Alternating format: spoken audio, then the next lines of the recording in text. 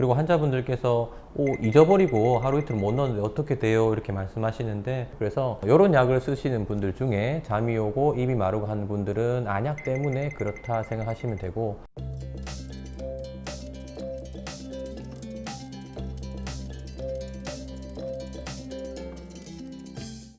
네, 안녕하세요.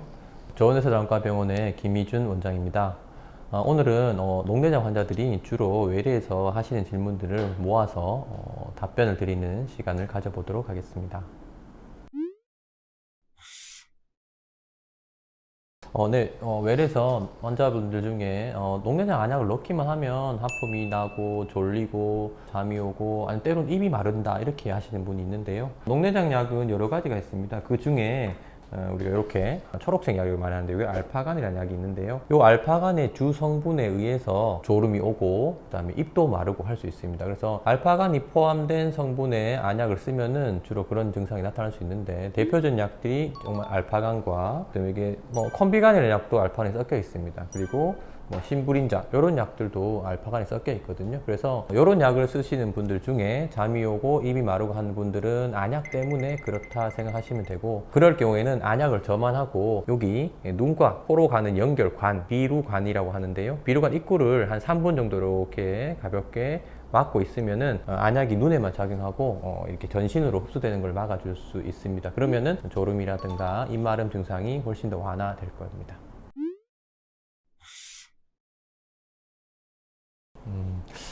이제 녹내장 안약을 쭉 오랫동안 쓰시는 분들이 이제 외래 경과에서 우리가 관찰하는 것이 안약의 부작용도 있을 수 있고요. 가장 중요한 안압이 얼만큼 잘 낮게 관리되냐 이걸 보는 건데, 하루 이틀 약을 못 넣고 외래 왔어요 이러면은 사실은 의료진 입장에서는 조금 판단하기가 힘듭니다. 안압이 올라갔을 때 안약의 효과가 없어서 안압이 올라갔을 수도 있고, 아니면 환자분이 한 2, 3일 약을 안 넣어서 그렇게 될 수도 있기 때문에 예약 날짜가 잡혀 있는데 어제 아니면 그저께 약을 못 넣었다 하면은 가급적이면 예약 날짜를 한 1, 2주 미루시고 안약을 잘 넣은 상태에서 외래 방문하는 것이 환자분에도 도움이 될 것입니다.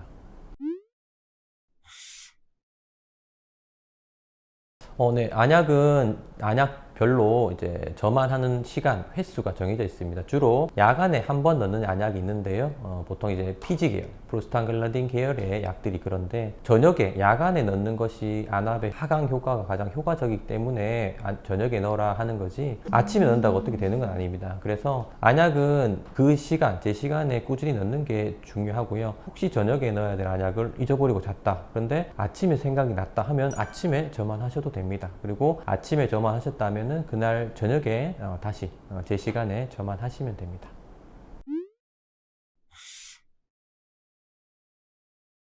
녹내장 약을 끊어야 하는 상황이 잘은 없는데요. 만약에 정말 끊어야 한다면 하루 이틀 끊어도 관계는 없고요. 그리고 환자분들께서 잊어버리고 하루 이틀 못 넣었는데 어떻게 돼요? 이렇게 말씀하시는데, 안약을 넣다가 하루 이틀 안 넣는다고 해서 어떻게 되는 건 아닙니다. 물론 떨어졌던 안압이 하루 이틀 안 넣게 되면 조금은 상승하게 되겠지만, 기존에 안약을 넣었던 것들이 남아있기 때문에 바로 예전 안압으로 확 올라가지는 않습니다. 왜냐하면 이 안약이 이제 이때까지 넣었던 안약이 잔존하기 때문이고요. 지금까지 넣었던 안약을 완전히 없앤다. 그래서 보통 이제 워시아웃 기간이라고 하는데, 안약에 따라 좀 다르지만 보통 2주에서 한 달 정도 걸립니다. 그래서 하루 이틀 안약을 안 넣는다고 어떻게 되는 건 아니지만, 가급적이면은 녹내장 안약은 꾸준히 넣는 것이 좋습니다.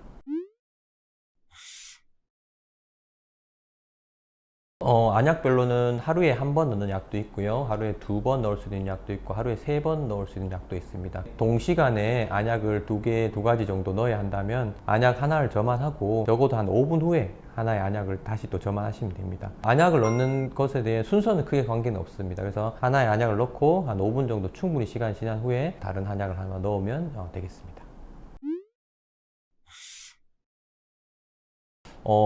이제 안약의 횟수는 가장 효과적인 횟수입니다. 무슨 말이냐? 하루에 한 번 넣는 약을 하루에 한 번만 넣으세요 하는 이유는, 하루에 한 번만 넣어도 하루에 2번, 3번 넣는 효과를 충분히 누릴 수 있다는 겁니다. 안약에는 우리가 안약을 보존하기 위한 보존제가 들어가는데요. 보존제는 꼭 필요한 이외의 양에 많이 노출되는 건 좋지는 않습니다. 그래서 안약은 하루에 한 번 또는 하루에 2번, 하루에 3번 이렇게 정해진 횟수가 있고, 그거보다 더 많이 넣는다고 안압이 더 떨어지거나 하진 않습니다. 또 반대로 하루에 한 번 넣는 약을 잘못해서 하루에 2번, 3번 넣었다. 그래서 큰 문제가 되지는 않습니다. 그래서 가급적이면 그래도 정해진 횟수를 지키는 것이 좋습니다.